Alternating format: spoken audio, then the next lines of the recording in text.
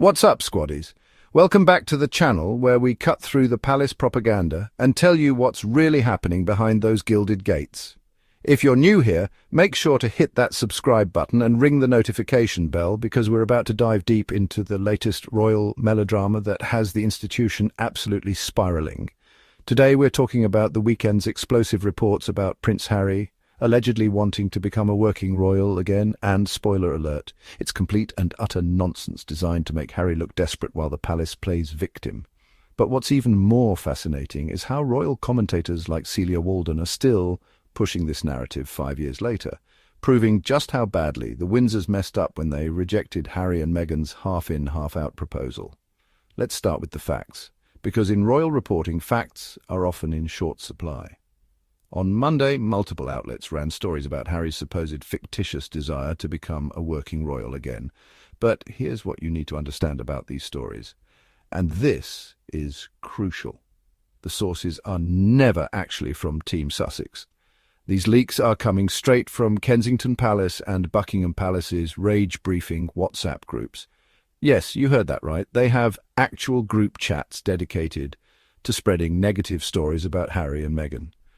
Now, there are several layers to this latest palace propaganda campaign that we need to unpack. First, the Windsors genuinely believe that all charitable work falls under their umbrella of royal work.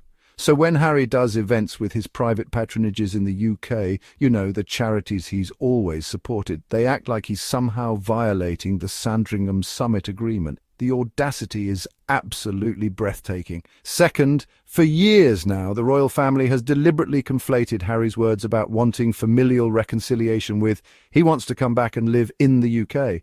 This is classic manipulation tactics, taking someone's desire for family healing and twisting it into something completely different to fit their narrative. So let me be crystal clear about what Harry actually wants, because the palace spin machine would have you believe otherwise.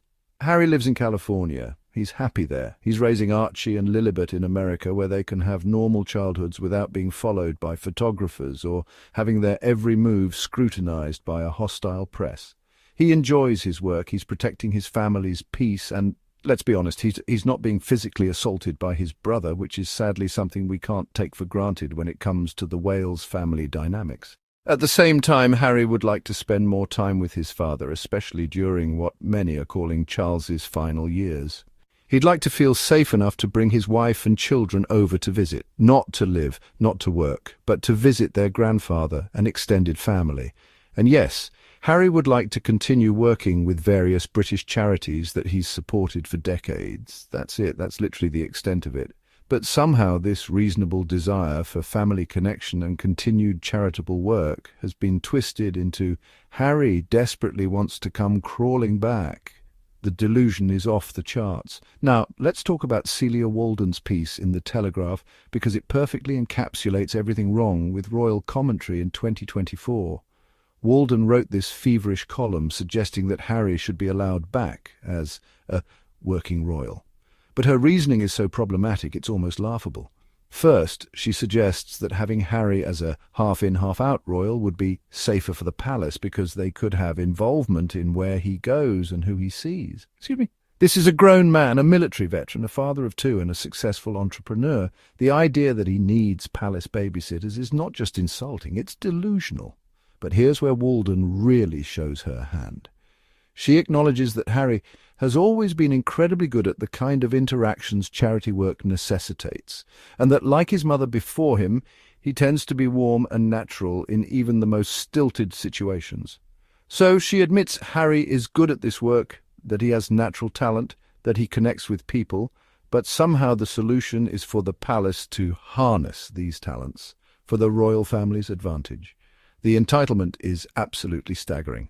Harry doesn't exist to be harnessed by anyone. He's not a resource to be exploited by an institution that treated him and his family appallingly. And this brings us to the heart of the matter, the catastrophic decision to reject Harry and Meghan's half-in, half-out proposal. It's been 5 years and 9 months of this back-and-forth debate, and what's absolutely wild is how few people in the media can admit how badly the Windsors messed up. Let's be clear about what really happened. This wasn't Queen Elizabeth's decision, despite what the palace wants you to believe. This was then Prince Charles, Prince William and their courtiers making a calculated gamble. They thought if they rejected the half-in proposal, Harry would eventually come crawling back home, broke, divorced and desperate. That was their master plan. The arrogance is breathtaking when you really think about it. They looked at Harry and Meghan, a combat veteran with decades of charitable work and global connections, and a successful actress with her own career and platform, and thought, yeah, they'll definitely fail without us. Well, how's that working out for you, Windsors? The Sussexes wasn't just a family drama, it was the beginning of the end for the modern monarchy as we know it. We've watched the blowback unfold in real time. The Oprah interview that revealed the racism and lack of support Meghan faced, the Netflix series that showed the world exactly how the palace operates, Harry's memoir Spare that exposed decades of dysfunction and favoritism. And what's the institution's response? More briefings, more spin, more attempts to paint Harry and Meghan as the problem. They're like that toxic ex who can't stop talking about you after you've moved on and found happiness elsewhere. Now that their plan has spectacularly backfired, we're seeing this desperate pivot. Oh, wait, maybe we should let him come back, but only if he begs, only if he admits he was wrong. This is classic abuser behavior punishment, followed by conditional offers of reconciliation that require complete capitulation. But here's what they don't understand. Harry and Meghan don't need to come back. They've built a successful life in California. They have lucrative deals with Netflix and Spotify. They run Archewell, their own foundation. Harry continues his work with Invictus Games, Centabale and Halo Trust. Meghan is developing new projects and continuing her advocacy work. Meanwhile, what's left of the working royals? An aging king dealing with health issues, a Prince of Wales who can barely manage his current workload, and a handful of elderly relatives propping up an increasingly irrelevant institution. This isn't just about royal gossip. This is about accountability. For years, we've been told that Harry and Meghan were the problem, that they were difficult, that they didn't understand duty and service. But the evidence tells a completely different story. Harry and Meghan understood exactly what they were walking into when they tried to modernize the monarchy.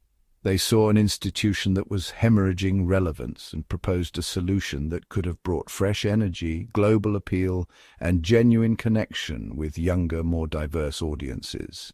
Instead of embracing that opportunity, the palace chose to protect the status quo, even if it meant losing their most charismatic and globally popular members. And now, 5 years later, they're still trying to figure out how to clean up the mess they created. Going back to Celia Walden's piece, what's most revealing is her suggestion that there should be a final blab warning in any hypothetical contract with Harry. She literally suggests putting in font size 72 inches that if Harry speaks publicly about the royal family, he's out. This perfectly encapsulates the problem with royal commentary. The assumption is that Harry shouldn't have the right to tell his own story, to defend himself against attacks, or to share his experiences. The palace can brief against him endlessly, but if he responds with truth, he's the problem. This is gaslighting on an institutional level, and commentators like Walden are complicit in perpetuating it. What we're really seeing is an institution in crisis, desperately trying to maintain control of a narrative that slipped away from them years ago. Every news story about Harry wanting to come back is really a story about their regret at letting him go. Every suggestion that he should be welcomed back under certain conditions is an admission that they need him more than he needs them. The truth is, Harry and Meghan called their bluff and won. They proved you can leave the royal family and not just survive, but thrive. They've shown that duty and service don't require suffering in silence or accepting abuse. They've demonstrated that you can honor your values while building the life you actually want. And that terrifies an institution built on the premise that leaving means failure, that speaking your truth means betrayal, and that happiness must always be sacrificed for duty. So the next time you see a story about Harry wanting to come back, remember what you've learned today. These stories aren't about Harry's desires, they're about the palace's regrets. They're not about reconciliation, they're about control. And they're definitely not about what's best for Harry and his family. They're about what would serve the institution that failed them in the first place. Harry and Meghan chose freedom, authenticity, and their children's well-being over titles, protocol, and public approval. That was never going to be an easy path, but 5 years later it's clear they made the right choice. The real question isn't whether Harry should come back. It's whether the royal family will ever learn from their mistakes, or if they'll just keep making the same ones over and over again. If this video opened your eyes to the real dynamics at play in these royal stories, make sure to give it a thumbs up and share it with anyone who needs to hear this truth. Subscribe to the channel if you haven't already. We're building a community of people who refuse to accept palace propaganda at face value. What do you think about Celia Walden's suggestion that Harry should come back with a blab warning?